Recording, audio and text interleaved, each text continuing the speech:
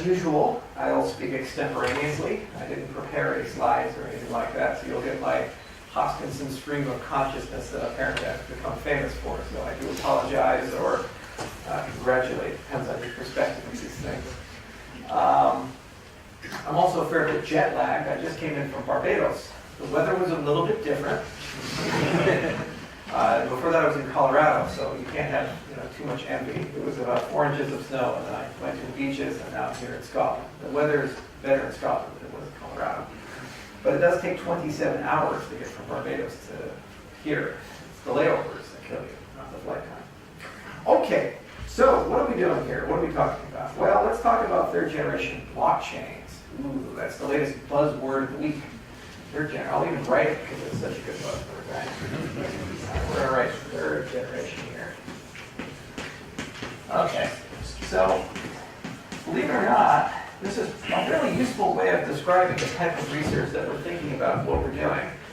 So when Bitcoin came out, what Bitcoin really was an aggregation of a collection of concepts to try to solve a particular problem. In this case, it was trying to implement this notion of digital scarcity, this idea of a decentralized payment system. It said if you can combine some things in just the right way, can you create some token that has some property about it that people would actually want to hold and buy and trade, and they can create a payment system. And to such an extent that people would actually take these things as if they're valuable, right? There's no reason for it to be valuable. It's not backed by anything, but maybe people will actually buy and trade them. And that's a big mental leap. It's a big experiment. And before Bitcoin, it never really happened before. No one had ever built anything like that. So the first year, everybody thought they were worthless. They would trade on spreadsheets. People would say, hey, 50,000 Bitcoin for this. You could buy a few pizzas with them. That's pretty much the extent of the utility.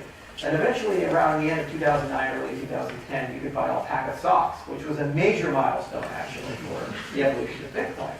Then, right around 2013, something happened. Bitcoin went from a novelty, a toy that a few people played with, to something that actually was worth over $1 billion.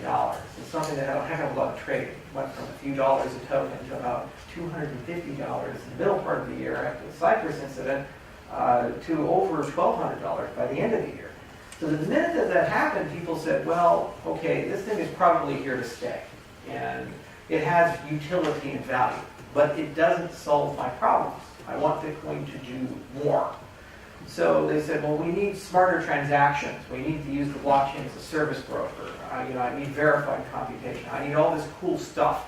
And there's just no way we can evolve Bitcoin to do it. It wasn't for lack of trying. There were plenty of projects like Color Coins and Mastercoin and other overlay protocols to try to do these things.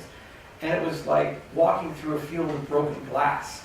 Every single moment you would spend trying to wreak a little bit of functionality out of it was just misery. So it's no coincidence that the people who worked on Color Coins and Mastercoins, like Vitalik Buterin, for example, were the first people to actually build a second generation blockchain. So what's that all about? It says you're going to get all the goodness of the first generation. So you have this idea of a blockchain, a consensus algorithm, and this notion of digital scarcity. But then you're going to add on programmable transactions. So when Alice sends something to Bob, instead of just whatever the system supports, it's now whatever you can program. That was kind of the dream. The mental analogy is almost like when JavaScript came to the web browser. You went from a static, kind of boring web that you could just display certain things like text to a dynamic web where you could have Gmail and Facebook and YouTube and all these cool things that we now take for granted. So it was an experiment at the time. We were harshly criticized when we created Ethereum. All the Bitcoin people said it's unnecessary. If it turns out it's going to be usable in any way, they'll copy all the functionality in 6 months using sidechains. There's a trademark for that, in 6 months trademark. But so anyway, it was a fun experiment, and it turned out to be wildly successful. Then something happened. This thing called CryptoKitties,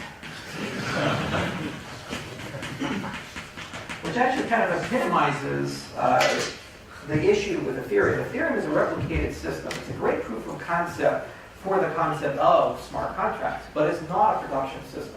If you want to run your business on this infrastructure, you are competing with every other person in the entire world. It's a sum-zero game. And it's like having a pie, and then you got more people around the table. You're not really getting a bigger pie. You're just getting a smaller slice of pie for everyone. So it would be super duper nice if we actually had a system where you gain more resources as people join. So you have a truly scalable system, a system like Bitcoin, for example. But that's not the only thing that encompasses this next generation as we move into the third generation. The reality is that, you're going to have a lot of blockchains. There's over 1,000 of them. So if you have all these different blockchains, do you think that they're eventually just going to all consolidate and they're going to be one master chain to rule them all? Unless you're a Bitcoin maximalist, the answer is probably no. You'll probably succumb to some degree of pragmatism and say some subset of those alphas are here to stay. So the problem is, what happens when you have something that lives here that wants to talk to something that lives here? How do you do that in an efficient way, in a trustless way? What do you have to give up to do that? How expensive is that? What privacy do you surrender for these types of things? What happens when you want to connect to the legacy system, the banks? What do those transactions look like? So there's this issue of interoperability in addition to the issue of scalability. So it's not just about how fast can your chain be and how many transactions can you process. Third generation is also about how do we talk to legacy systems and other cryptocurrencies? What are the rules of that game? What do the standards need to look like? What's the crypto need to look like? And so forth. So in other words, how do we stop being blind, deaf, and dumb? And how do we be really smart and speak lots of languages with the polygon? Now, if we did these two things, and they're enormously difficult things, they're very hard things to do. That's why we have great labs, and we work with great scientists, and we had to do it in Scotland, because damn it, if you want something done, you have to do it in Scotland. No crowd pandering there at all. Actually, it's a good university. Charles Darwin went here for bloody sakes, So, if that alone would be pretty good, but the reality is you wouldn't be done. Here's this other problem. Anybody hear of this thing called Bitcoin Cash? I want to really piss off Roger Bureau. I want to write a Bcash. I'm not taking a position on anything. I just don't want to write all over Bitcoin. Have you heard of Bcash? Anybody heard of that? Okay. So Bcash, Ethereum Classic, amongst many others, are examples of failures of consensus. Not consensus from a computer science sense, but consensus from a social sense. You have one group of people that says you should do X, and another group of people that says you should do Y. Okay? And what happens when they can't agree? Well, eventually their differences become so significant that they split and they form their own ecosystems. And that's okay. It's nothing new. Anybody ever used OpenOffice? And there's LibreOffice, right? And then there's MySQL and then Postgres. And then there's issues about Java. I think maybe Google's had a few complaints with Oracle about that. Right, so within open source projects themselves, there are certainly governance issues. But what's unique about cryptocurrencies is that there is no central custodian. There shouldn't be somebody who sits. This is not your leadership structure. That is not a decentralized system. If there is somebody at the center who makes all decisions and who's the Sun King, then you lose. And so the problem is when you have a debate about where should we go, like should we add this signature scheme, or should we change our consensus algorithm, or should we change monetary policy, or Bob just got hacked and 500,000 Bitcoin is missing, should we go ahead and freeze that and reverse the transaction? Who do you call? You go to Reddit? You go to Bitcoin Talk? Your congressman? I don't know. Member of Parliament, I suppose, here. You guys have a wonky government. We should talk, right? So who do you call? Yeah, that's a big question. So third generation is really about three things. One thing is scalability.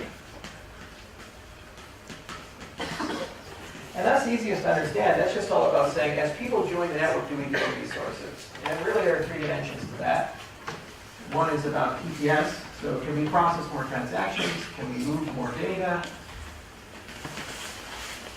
And then the last one is store more data. Okay. And then you have interoperability. I'll just write interop. And then finally, you have this idea of sustainability. And that's basically who gets to decide and how do you pay for stuff. These are the three components of third generation. And There's been a lot of discussion within the cryptocurrency space about how do we achieve these things. They're going to be big leaps, or they're going to be iteratively done. And there's a lot of heir-apparent protocols that are claiming that they're truly third generation. And usually what ends up happening is they focus on one of these particular characteristics. For example, EOS is claiming they're really scalable. Maybe they are, maybe they're not. Aeon and Ripple are claiming that they have mastered interoperability. For example, Ripple even has their own protocol called Interledger, a big committee at the W3C and so forth. And Tezos is really pushing governance on-chain. They say we have some form of a voting system. This voting system will allow us to change monetary policy and issue new tokens and fork the protocol whatever we want. My belief is that these are all interconnected, and it's probably important to have a philosophy on how we put all of these things together in a reasonable system.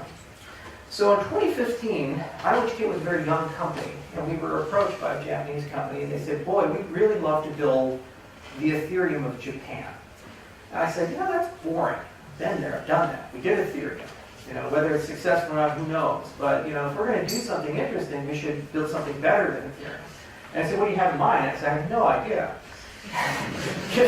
give me 3 months to think about it, and I'll come back to you. They said, all right. So I thought about it for a while, and wrote White Cardano, and I kind of came up with this research agenda where I said, we need to do something in the scalability bucket, we need to do something in the interoperability bucket, we need to do something in the sustainability bucket. And what I immediately recognized was that this agenda is frankly too big. There's just too much. There's tons of papers that have to be written. There's tons of code that has to be written. It's a, conceptually speaking, colossal project. So I came back to them and I said, if you want to do this, if you want to do something interesting of this scope and scale, it'd take me about 5 years and maybe $60 million. And they said, okay. All right, well, shit, let's do it. So we went and helped them get all that set up, and then in 2016 we started building out the research for it. That's when we started our relationship here at Edinburgh, and started a relationship at Tokyo Tech, and started a relationship here with the Athens and others. Started hiring scientists. The first part of the agenda is the heart of the system, so that mostly to do with the scalability side of things, and that was the Ouroboros research agenda. Now, back in that day, we had no idea if proof of stake would actually work or not. We had some ideas if it would, but it was an open question of, can you achieve the same things that proof of work achieves with proof of stake? If you were to ask a Bitcoin maximalist, they would say, no, it's not possible. And they'd give you reasons, and they have numerous ones. Long-range attacks, and they stake the writing, so those are more like mechanisms of flawed design to economic attacks, like the rule by the plutocrats, and so forth. And then maybe some clever things like, can you bootstrap from Genesis, or these things, or reliance on some external source of truth, like a checkpoint, or these things. So it was a dreary state of affairs in 2016 for proof of stake.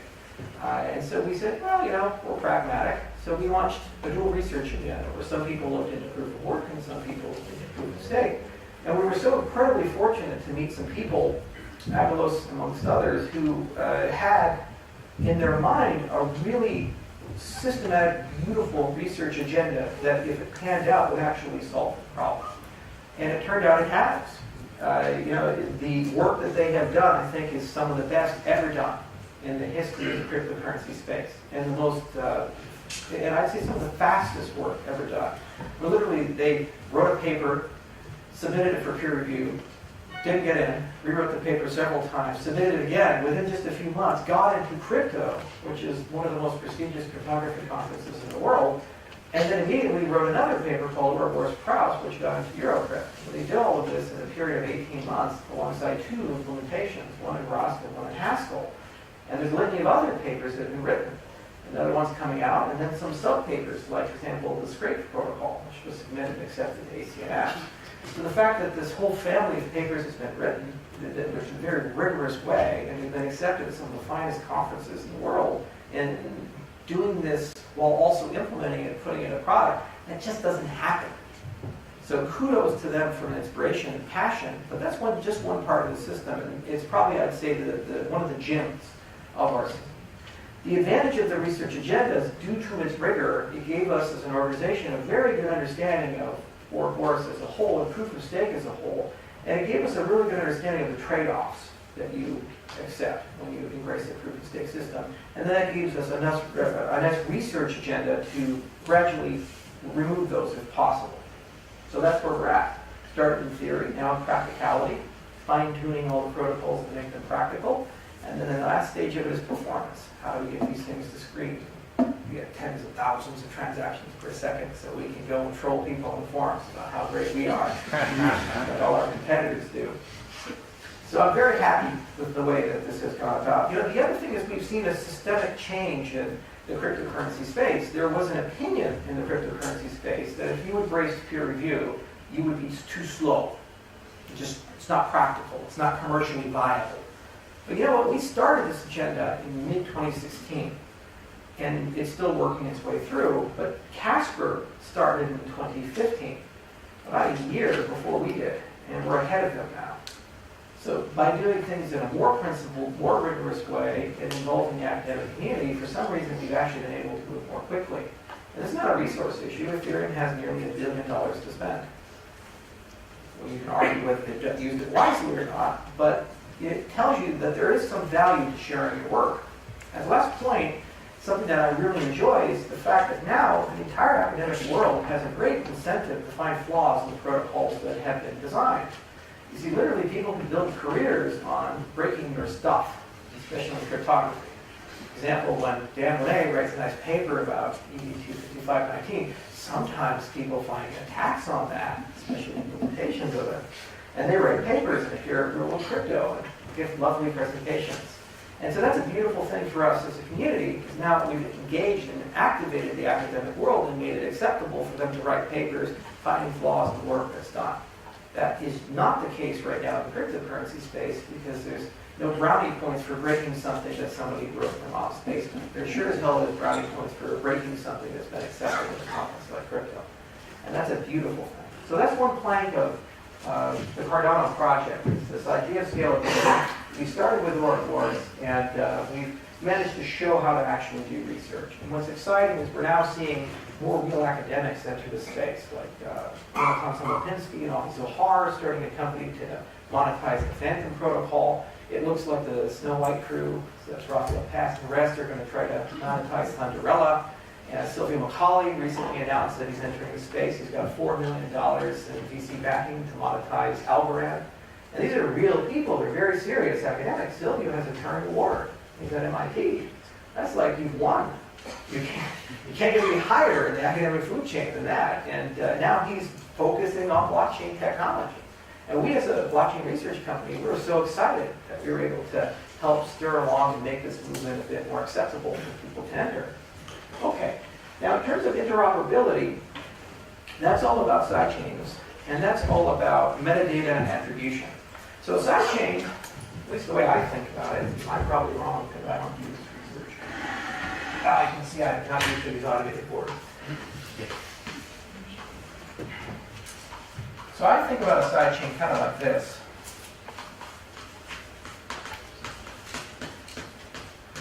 So you have this idea of a source ledger, a destination ledger, and an asset. So basically what happens is that you say, hey, I have Litecoin, so we could do that. And I also have the interledger. We have something called Litecoin. Okay, everybody heard of Litecoin, right? Stop me if you haven't, and you can go home.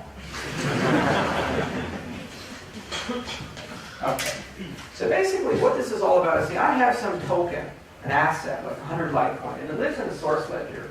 And I'm going to send that to another ledger, like Bitcoin, for example. And there's two questions you're asking when you initiate this transaction. The first question is, does it exist? Does the asset you're trying to send exist? It's kind of a simple question, but how would you know unless you possess a full copy of the chain history? That's one issue. How do you reduce that? And then the other one asked is, not double spent. So even if the asset exists, how do you know that Bob hasn't sent it from Litecoin to Feathercoin or Litecoin to Ethereum or something like that? How do you know these tokens are still there and they haven't been double spent? Perfectly legitimate to double spend something, right?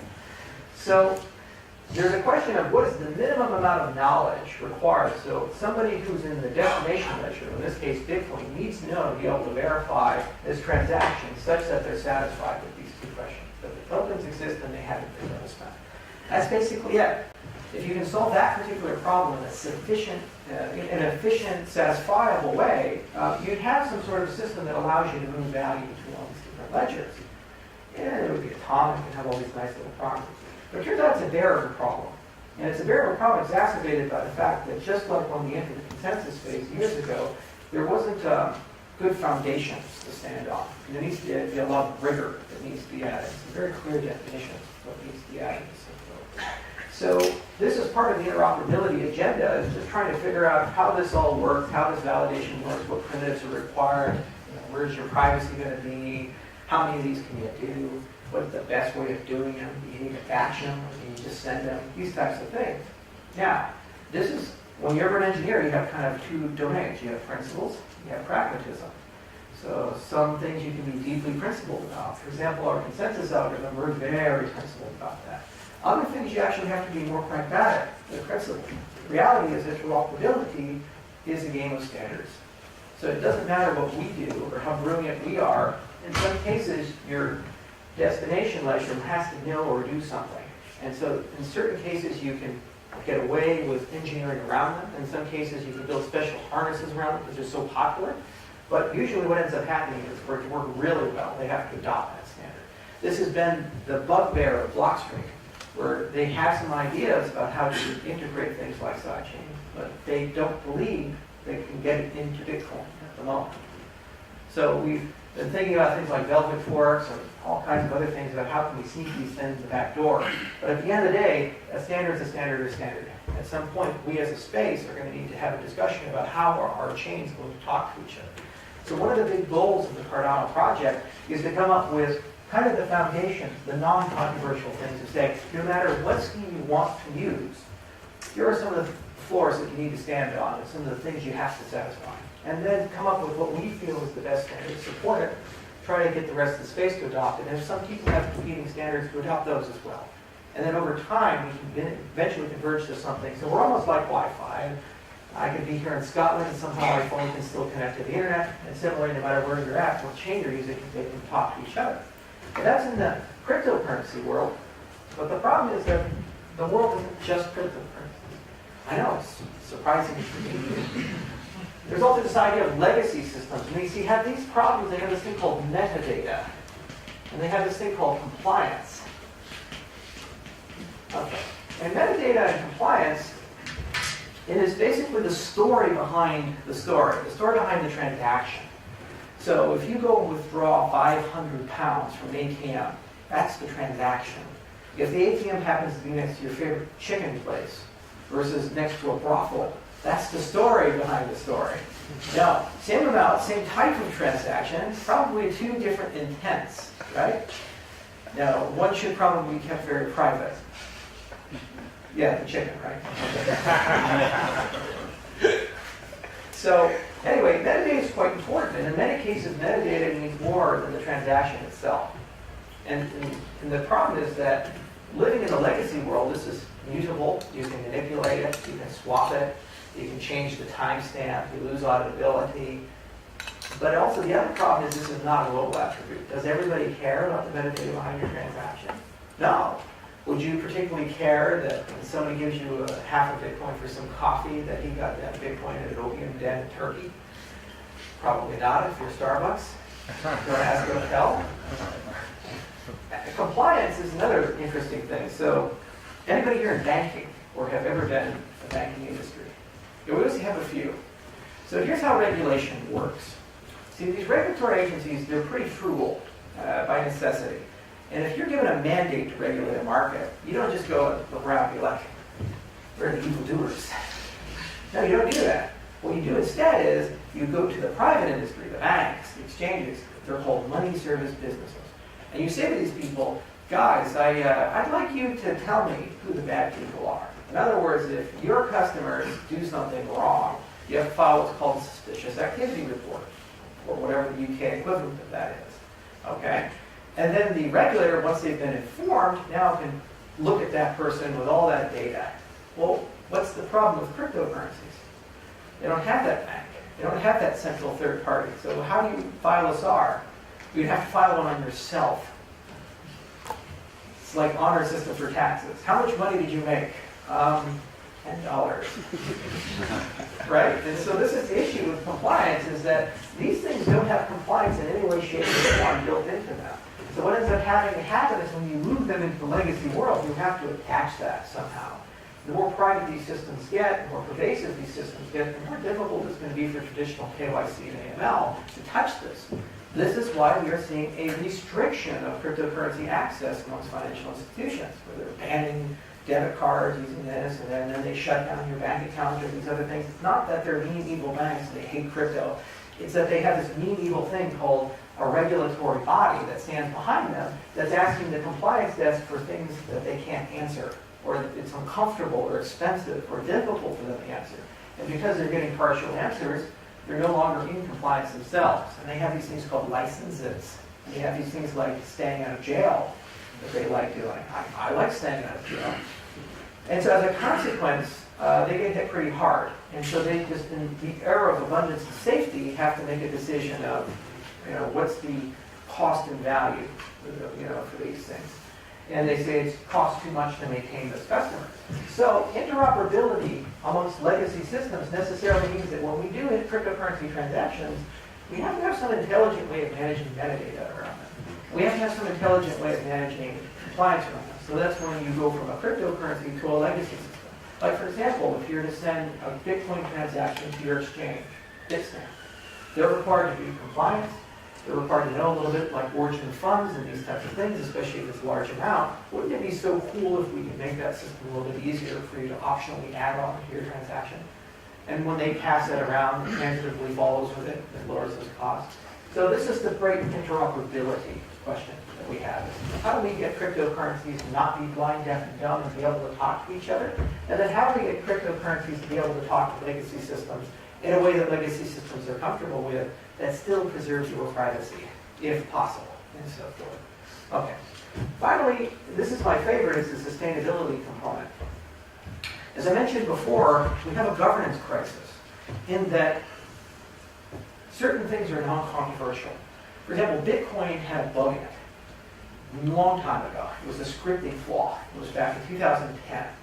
And basically what happened was that it had an input-output mismatch, and you could just use it to generate Bitcoins out of thin air. And the attacker was able to generate billions of Bitcoin in a very short period of time. Now, anybody here think we should patch that? Code is law. No! Right? You'd say, that's obvious, let's fix that. And there's a lot of cases where there's an obvious bug, flaw, error, where you have a social contract with huge deviation because somebody niffed up the design and protocol, where it does make sense to correct that problem, or else the system just simply doesn't work. But then we go into very controversial territory. Like, for example, should we make the block size bigger? This seems like it should be a low controversy area, but for 3 damn years we've been talking about it, if not longer. Should we maybe make mining more ASIC resistant? I don't know. Should we make the puzzles not outsourced? Should we try to solve selfish mining? There's a lot of things one could imagine or think about, and there's hundreds of BIPs that are proposed all the time. The problem is there's no effective way of going about making a decision of whether we go with A or B. So usually what ends up happening is that the leaders whom you didn't vote for, usually the guys who have the businesses and the money and mining pools, meet up and they said, we have decided as a community that we are going to go in this direction. And of course the leaders who didn't get invited, for whatever reason, the minority, say, that's not true, you guys are assholes, we're not consenting to this. And then if those people who weren't invited have some money, guess what they do? They create Zcash. They get really pissed off about it. And it just creates all kinds of problems, tax problems, and many other problems. Like for example, in the United States, if I give you something, you got to pay taxes on that. So when Roger gave me Bcash, I didn't ask for it, I just got it. I had to pay taxes on that. A lot of taxes. It wasn't fun, but this is the issue, is that when these forks occur, they get people very scared. It creates barriers to adoption, it creates regulatory issues, tax issues, and it scares the enterprise away. They say, how can we build on something when we don't know how that thing is going to change, and who's in charge of changing that thing? These are basic questions behind adoption. Could you imagine Linux? If Linux revolves, it's like, yeah, every 6 months there's going to be a brutal form war every time we go about updating the kernel. And then people are going to debate about it. And then there's going to be Linux and Linux Classic. But you should definitely build your $4 billion piece of infrastructure on top of that. But don't do it on Classic. Those guys are assholes. I mean, that just doesn't work this way. You have to have a better way of arriving at consensus. So one of the remits of the Cardano project is to study these types of things. And this is actually a fun thing to study because it means we get to think about voting, e-voting, right? That's democracy. Who should vote? Why should they vote? What incentives do they have to vote? What can they vote on? When can they vote? How can they vote? And it turns out this apparently is a studied topic. Go figure. People have invested a little bit of time in this, from linear preference ordering to plurality, and they have all kinds of weird words like Borda and Condorcet. You can get pretty deep. It's fun. And you can layer all kinds of game theory on it, try to give people the right sense. Then you have to think about privacy and how private ought to be, who should be public, who shouldn't be public, and so forth. And somewhere along the lines is an answer to a way of proposing changes to the system and a way of ratifying those changes. And if you've gotten it right, you have this nice symptom of you not having the classics. Or at the very least, you diminish the chance of that. And that even if somebody does fork it, they don't quite have the democratic mandate behind them. It's one of the things that keeps governments cohesive. Even if people dissent, the majority usually has a mandate to move forward, which is currently not present. Now, the other side of sustainability is who pays. Has anybody heard of an ICO? Now, ICOs aren't bad. They're not good. They're tools for raising capital. And there's a story behind it. The problem with an ICO is that there's embedded within it a moral hazard, and that the people raising the funds get all the money up front. And they're not accountable to the people that they've raised the money from. Now, you can tinker with it, but the problem is that most people conducting ICOs want to avoid this thing called securities laws. And so they call it a donation, or a token generating event, or whatever the hell the parlance is of today. And it's basically just the same old game that they play. And at some point, the CFTC and the SEC and the FSA and these other people will grow tired of this and find a way to shut it down. So ICOs aren't sustainable. They're riddled with agency failures and moral hazards, insider trading and predatory transactions that usually harm retail investors, and they don't really produce good outcomes. Giving a small team of people $1 billion who have never managed that kind of money before is bad. It's never good. It is bad. I don't care who the person is. You don't need $1 billion to go ship some software. Give them 5 or 10 million, let them prove themselves, let them ship something, and then pay them in stages. To pay them all up front is just a strange thing. So ICOs are probably going to be phased out, or they'll change. So we have this idea to replace them, which is blockchain-based funding, and it's called the Treasury system.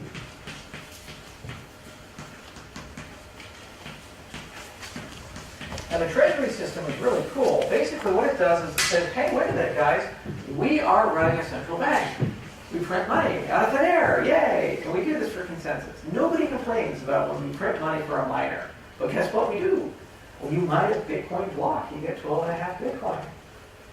Where does it come from? The magic Bitcoin fairy? No! It's printed out of thin air. So what if you take 2.5 of that 12.5 Bitcoin you mint, instead of giving all of it to the miner, you give 2.5 to a decentralized bank account, as an example. That's called the Treasury. And then what do you create a voting system with that, and a ballot system with that, and then anybody in the entire system can submit a request for funding and say, hey, I would like to hold a conference. Hey, I would like to do X, Y, and Z, whatever that might be. Well, if you do that, you know what happens?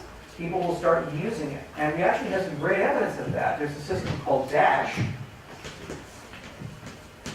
We actually wrote a paper analyzing Dash. It's on the IOHK website. And we show the distribution and how ballots flow. And we discovered a very inspired but deeply imperfect system. So there's a lot of room for improvement. There's a lot of things that can be done. But what's really exciting about this is that because you can print money out of thin air, and because you can put that money printed out of thin air into a treasury, well, guess what? You have an unending source of funding, which is peers, just like mining. And the beautiful thing is it's connected to identities. It's connected to balance. It's connected to people actually asking for it. And the community as a whole can make a decision, yes, I think Bob deserves this. No, I think Alice does not deserve this. Yes, we should do ATMs in Ghana. No, we shouldn't do a satellite network. The community gets to make these decisions. What's so cool about that process is it actually helps the other process, the forking protocol. Because almost always when you want to fork a protocol, somebody had to do some thought engineering to get there, right? So what are they going to do? They're going to ask you for funding to do that thought engineering. Like, I'd like to make Bitcoin quantum resistant. They'll submit a ballot to do the research for that. If that gets improved, once it's finished, there's probably a very strong possibility that it'll be approved and we'll fork the protocol. So it's getting people more actively involved in the discussion of how should the protocol evolve? How should we spend our money? What are our priorities? What's not a priority? And it's creating a participation class within the system. And guess what? As the system becomes successful, your treasury gets larger and larger. When Dash first came out, it wasn't worth very much. It was like $25 million for the entire market cap of the system. Now it's in the billions, which means they have hundreds of millions of dollars of value that's locked up in the system ready to spend, which is on par with any ICO, but it doesn't belong to anybody. It belongs to the system. And it doesn't all instantly go out and fund everybody. It comes out in stages with terms and conditions. And there's memory within the protocol. So if you screw up something, your mistake is not universal, it's partial. And you can clean it up moving forward. So that's sustainability in a nutshell. It's a discussion of voting, and it's a discussion of consensus, it's a discussion of incentives, it's a discussion of payments. How do we pay for things? Where do we decide to go? Who should decide that? Now that's a general characteristic. For Cardano, we have to have particular answers, specific answers. So most of that research at the moment is being done at Lancaster University. One of Agilist's former students, his name is Vin Chang, wonderful guy. We have a video on our whiteboard series, about 40 minutes long, explaining some of our thoughts about how to use liquid democracy to potentially accomplish some of these things. But this is the hardest part, because these parts are quantitative, scalability and interoperability. It's a question of what is your current performance and how many chains can you talk to? This is qualitative.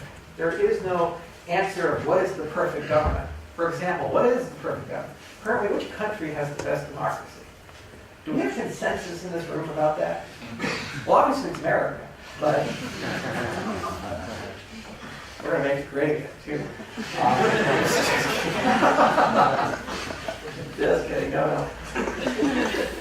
Don't look like a Cheeto, whatever you do. But no, the problem is our country actually has some of, my country has some of the deepest democratic flaws of all, and that's why we get the candidates we get. That's why our system's so broken. Our Congress and the Senate has a approval rating of about 8%. 8%. I think herpes has a higher approval rating. Guess what? The turnover is going to be less than 5% this upcoming election in 2018.